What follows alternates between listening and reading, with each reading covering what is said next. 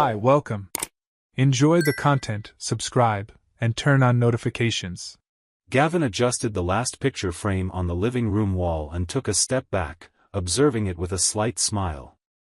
The new house was finally starting to feel like home. Soft afternoon light spilled in through the big front windows, filtering through the curtains Elise had chosen so carefully. It felt calm, almost like a scene from a movie. But inside, Gavin felt the same emptiness as always, a silence that no new furniture could fill. Outside, the sound of a bicycle rolling along the sidewalk broke his train of thought. He glanced through the window and saw a boy about 10 years old, pedaling slowly, struggling to keep his balance while trying to make a sharp turn at the end of the street. He had messy brown hair and wore a faded Spider-Man t-shirt. On his way back, the boy stopped in front of their house, pretending to adjust the bike chain, though the curious look on his face made it clear he was watching the new neighbors. Gavin opened the door and leaned against the frame. "Everything okay there?" he asked in a casual tone. The boy looked up, a little shy. "Yeah, sir. It's just, my chain fell off. But I can fix it." Gavin stepped onto the sidewalk. "I can help if you want." The boy hesitated for a second, then gave a quick nod. Gavin crouched down, checked the chain, and with one precise move, put everything back in place. "There you go. Give it a try." The boy got on the bike, pedaled a few yards, and came back with a small smile. "It worked. Thanks. What's your name?" Gavin asked, wiping his hands on his jeans. "Miles. I live over there, the house with the blue fence." "Nice to meet you, Miles. I'm Gavin.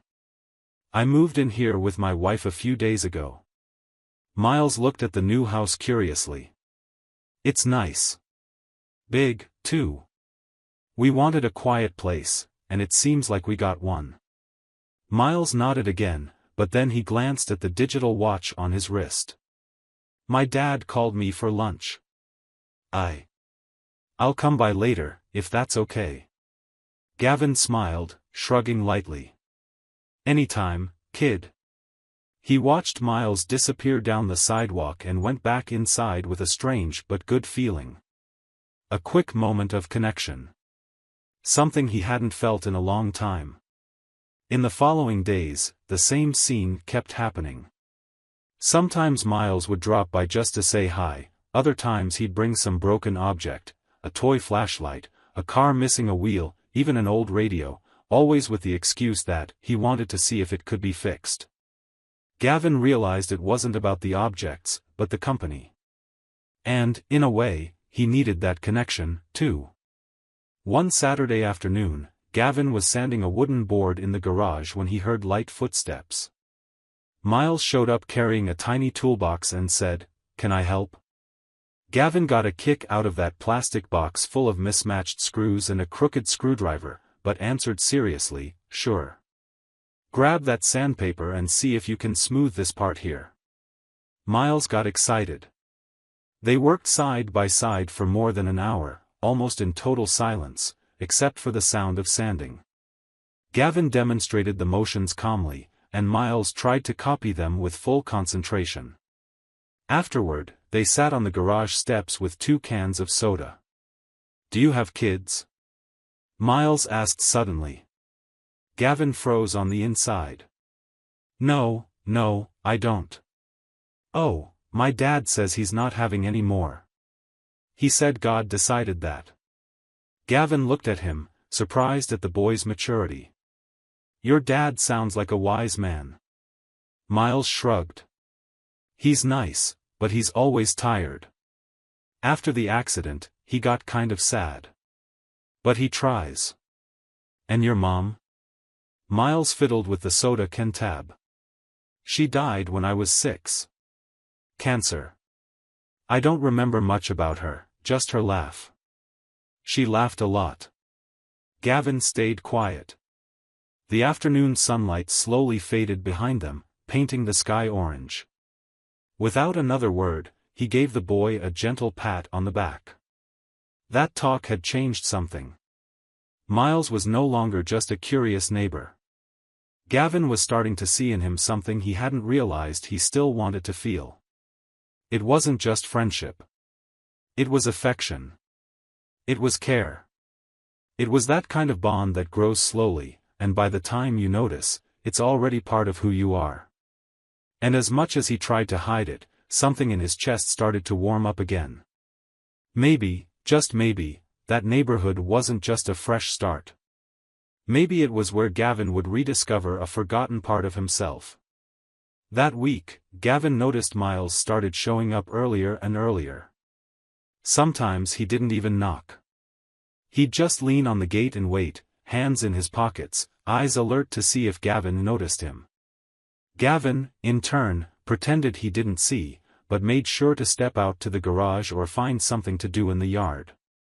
There was a silent pride in realizing someone, even so young, was waiting for his company. One Sunday morning, Gavin was putting together a shelf for Elise's office when he heard a soft tapping on the window. He turned and saw Miles grinning mischievously, waving. Gavin motioned for him to come around, and seconds later the boy was already in the hallway. "Want to help?" Gavin asked without even thinking.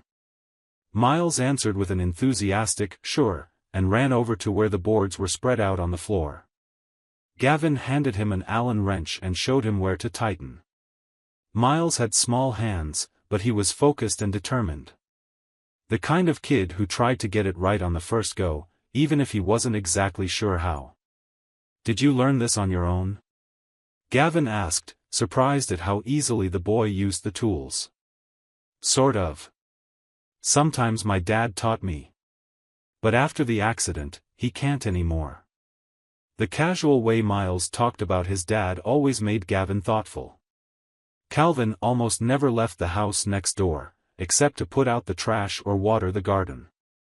He was a quiet man, eyes always watchful, expression serious. But over time, Gavin noticed that whenever Miles was with him, Calvin would discreetly come to the front window. Not out of distrust, but with a mix of watchfulness and gratitude. That afternoon, Gavin decided to take Miles to get ice cream on the corner. Elise was reorganizing boxes in the guest room and barely noticed when they left. As they walked down the sunny street, Miles rambled about school, about a classmate who dropped a tablet in the toilet, and about a science project involving potatoes and copper wires. Gavin laughed wholeheartedly. It was the kind of conversation he'd never really had, simple, light, full of raw energy. After the ice cream, they sat on a bench in a nearby park. It wasn't crowded, but a few families were around. A mother pushed a stroller with twins. A father played frisbee with his daughter. Gavin watched in silence. "Have you ever thought about being a dad?" Miles asked, licking the chocolate off his fingers. The question hit Gavin with a soft, unexpected punch. He took a moment to answer. "Yeah. A lot." Miles didn't say anything. He just nodded like someone who understood more than he should for his age.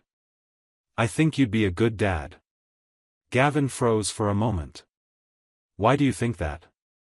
"Because you listen. And you don't yell. And you teach me stuff without acting like you just want to show off." Gavin looked away, his throat tightening. He pretended to wipe ice cream from the corner of his mouth, but really he was just trying to hide the lump in his throat. On the way back, they found Calvin on the porch. He was holding a thermos in his lap and a mug in his hand. Miles ran up to him, showing a little metal piece Gavin had given him, an old screw from a broken cabinet. "Dad, look. Mr. G said I can start my own toolbox." Calvin glanced at Gavin over his glasses. His eyes were hard to read, but there was something there, maybe respect. "Thank you," he said, simply. Gavin just nodded. That night, after dinner, Elise commented, "Miles is always around. You like having him here, don't you?" Gavin put his plate down in the sink and took a moment to answer. "Yeah, I do. He reminds me that I can still be useful to someone." Elise came up from behind and hugged him around the waist. "You've always been useful. But now you're letting someone see it." Gavin looked at their reflection in the window glass. He saw his face and, behind him, Elisa's face resting on his shoulder. For the first time in a long time, he felt like he was actually living, not just existing. And all because of a kid with a rusty bike and a huge heart. It was a cloudy Wednesday when Gavin got home from work early.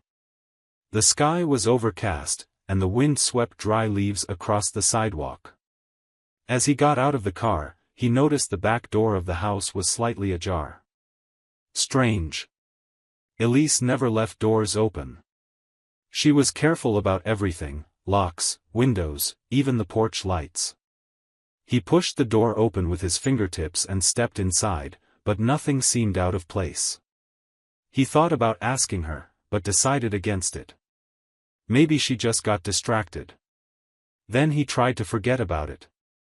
But it was the next day when something really unsettling happened. Gavin was at work, focused on a cost spreadsheet, when his phone buzzed.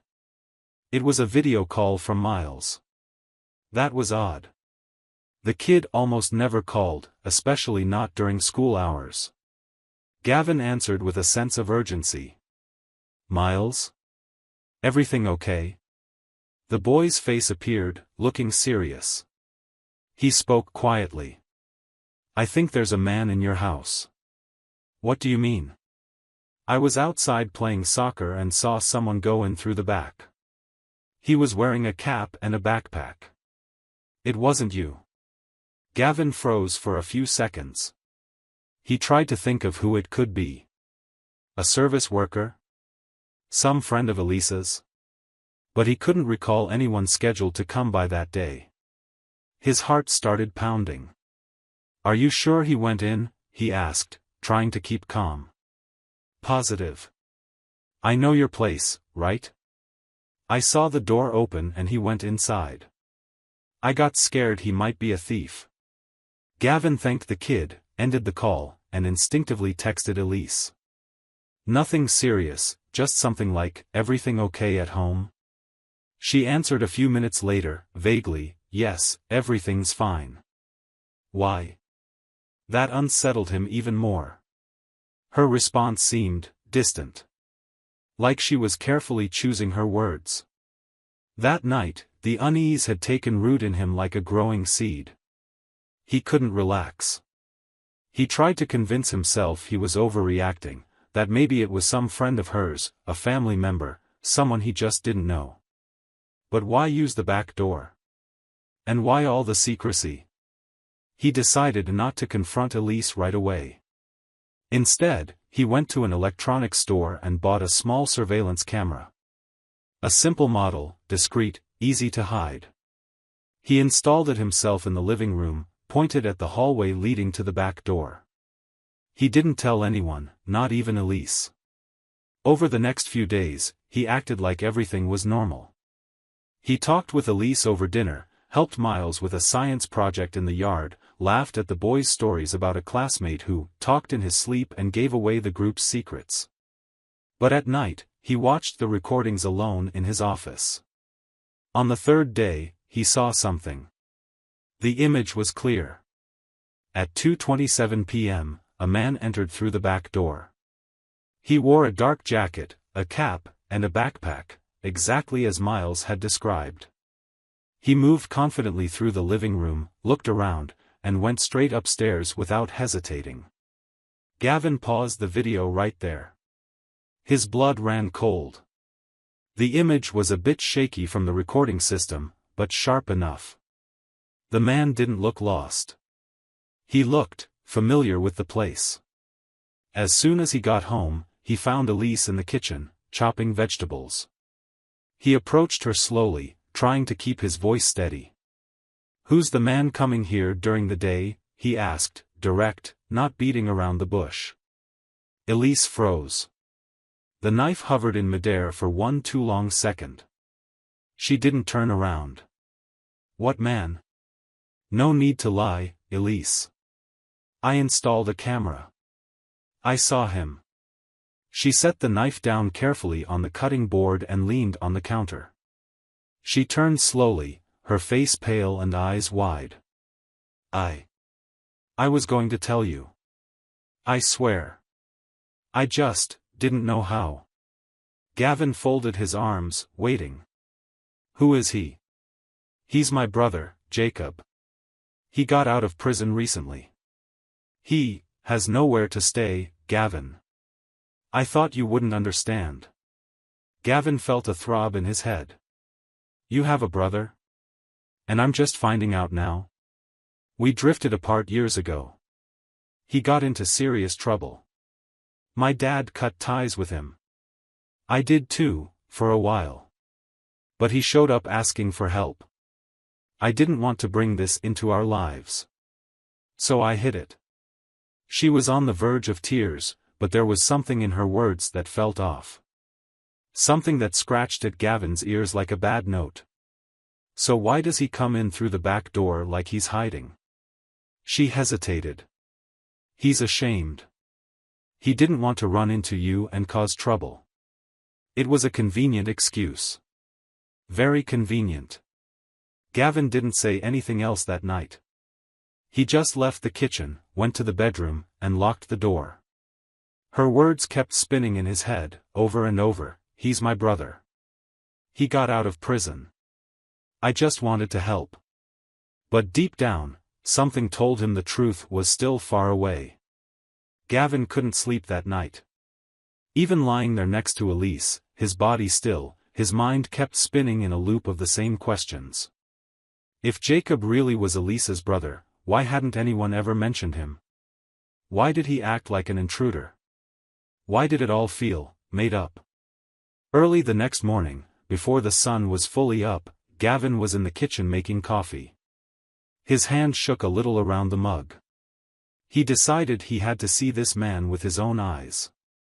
Look him in the face, pick up on anything, recognition, a clue, anything that would justify this phantom presence slipping in and out of the house, hiding more than just his face. Elise showed up looking like she hadn't slept either. He cut straight to the point. I want to meet him. She seemed startled. Jacob? Yeah. I want to talk to him. Today. Elise hesitated for several long seconds. Then she nodded slightly, like someone who had run out of ways to fight it. He can come by after lunch. I'll let him know. Gavin spent the rest of the morning tidying up the garage. Not because it needed it, but because he had to keep his hands busy to stop the thoughts from crushing him. Around 2 in the afternoon, he heard tentative footsteps in the yard. Elise appeared in the doorway with a man next to her. He was taller than Gavin, with an unshaven face, a black cap hiding part of his features, and a worn backpack slung over one shoulder. His baggy clothes seemed to cover a tired, worn-out body. When he took off the cap, he revealed dark, thick hair and dark eyes too. There was absolutely nothing about him that resembled Elise. Gavin forced himself to stay calm. He gave a firm handshake. The man, introduced by Elise as Jacob, responded with an awkward, almost automatic smile. Gavin invited him inside, and the three of them went to the living room. Elise stayed standing the whole time, restless, like any word could blow everything up. The conversation was off from the start. Gavin tried to be polite, but every question felt like it hit a wall. You grow up here in town? Kind of. We moved around a lot. What about your parents? Did you have a good relationship with them? Jacob scratched his neck. Not really. But, they're gone now, right? What bothered Gavin most was that he couldn't verify anything. Elisa's parents had died years ago in a car crash. He'd never met them. Old photos around the house only showed Elise alone or with her parents, never any other child, any other male face. No matter how hard he tried, he couldn't recall Elise ever mentioning a Jacob, not a single story or memory, no photo, not even a random comment. At one point, Gavin excused himself, went to the bedroom, and grabbed Elisa's photo album. He flipped through it page by page. Childhood, birthdays, graduations, vacations with her parents. No sign of another kid or any man. It was like Jacob had just popped up out of nowhere. He returned to the living room, where Jacob and Elise were talking quietly. When they noticed him, they stopped suddenly. Elise forced a smile, but Gavin just watched. Everything about their body language was off. They didn't act like siblings. Gavin had a brother. He knew what real siblings looked like, that mix of affection and rivalry, those inside jokes, the easy way of communicating even after decades. Here, he just saw a stranger and a woman trying to seem comfortable with that stranger. "You said you did time, right?" Gavin asked bluntly. Jacob looked at Elise before answering. "Yeah." "For what?" A long pause. "Old stuff. Nothing big. Got busted with a stolen car." Gavin bit the inside of his cheek. "And why does getting out of prison mean you have to sneak into my house?" Jacob didn't reply. He just crossed his arms and looked away. Elise jumped in. "Gavin. I told him to do that. I figured you wouldn't understand. I was wrong, okay? But he hasn't done anything wrong." Gavin gave a humorless huff. "He came in 3 times, Elise. Without letting me know. That's not normal. That's trespassing." The conversation ended there. Jacob said he had to go and left quickly. Elise followed him out, then came back a few minutes later, her eyes red. Gavin didn't say a word. He just sat there, staring at the floor, lost in thought. That meeting only made him more suspicious. Instead of calming him, it brought more doubts. This wasn't a sibling relationship. It was something else, something with more to hide. And as much as he tried to trust her, his gut told him there was still a deeper truth behind it all. This time, he was determined to find it. Gavin couldn't shake the feeling that something was seriously wrong. After that strange encounter with Elise's so-called brother, he became obsessed with figuring out what was really going on. It wasn't just about jealousy or distrust anymore. It was that gut feeling you get when the truth is knocking, but nobody wants to open the door. He decided to seek out someone who might know more than Elise was willing to share. Jenna, a childhood friend of Elise's, someone Gavin had only briefly chatted with at a party years ago. They arranged to meet at a discreet cafe downtown. Jenna arrived with a friendly smile, but her expression turned tense the moment Gavin said he needed to talk about Elise. "Jenna. I know this might sound strange, but, did Elise ever tell you she had a brother?" Gavin asked directly, gripping his coffee cup. Jenna frowned, confused. "A brother? Elise never had a brother, Gavin. She's an only child." A chill ran down his spine. "Are you sure?" "Positive. We grew up together, Gavin. I practically lived at her place when we were kids." He leaned forward, heart pounding. "So, if I said someone named Jacob showed up recently, claiming to be her brother, and he did time in prison?" Jenna's expression changed completely.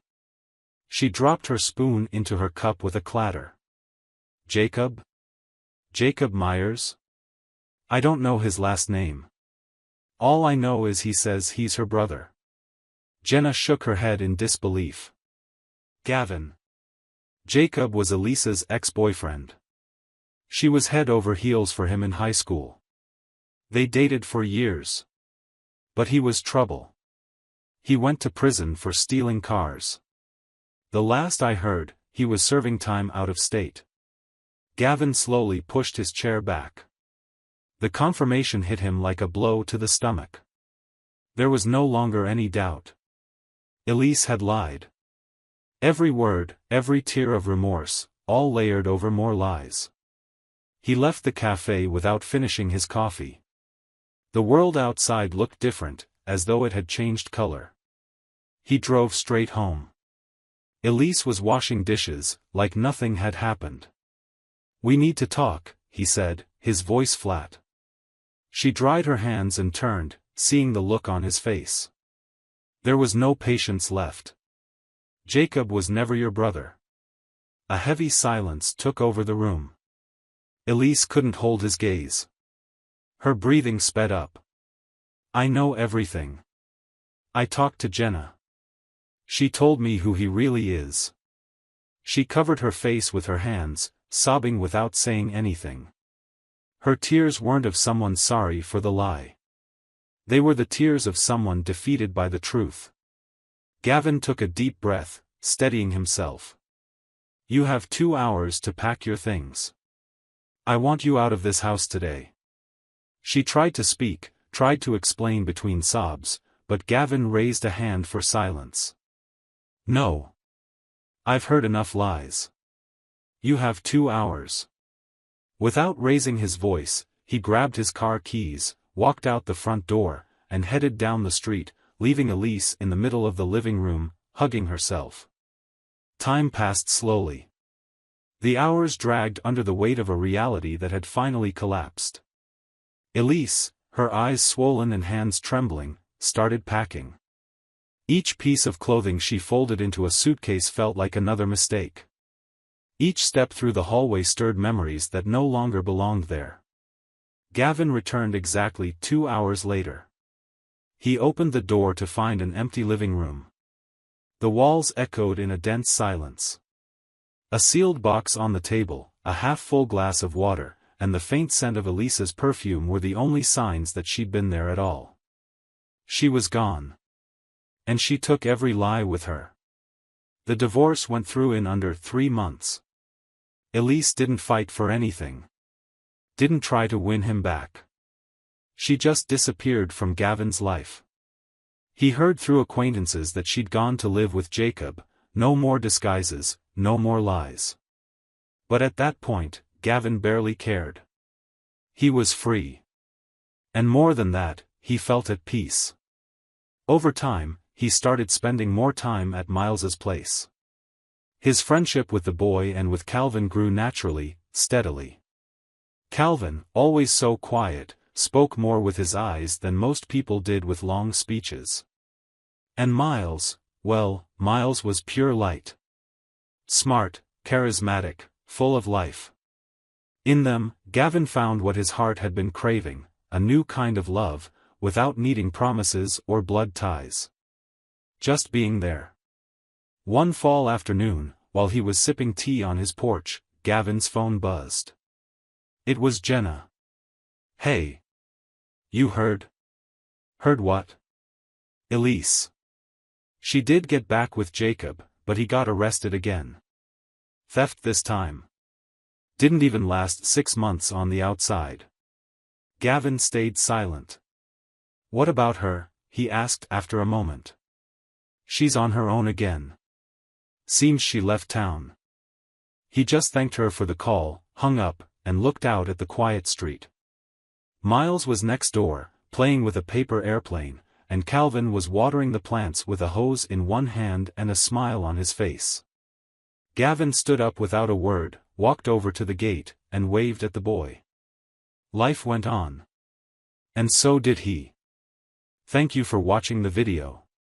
If you enjoyed it, don't forget to subscribe to the channel and turn on notifications so you won't miss any updates. See you next time.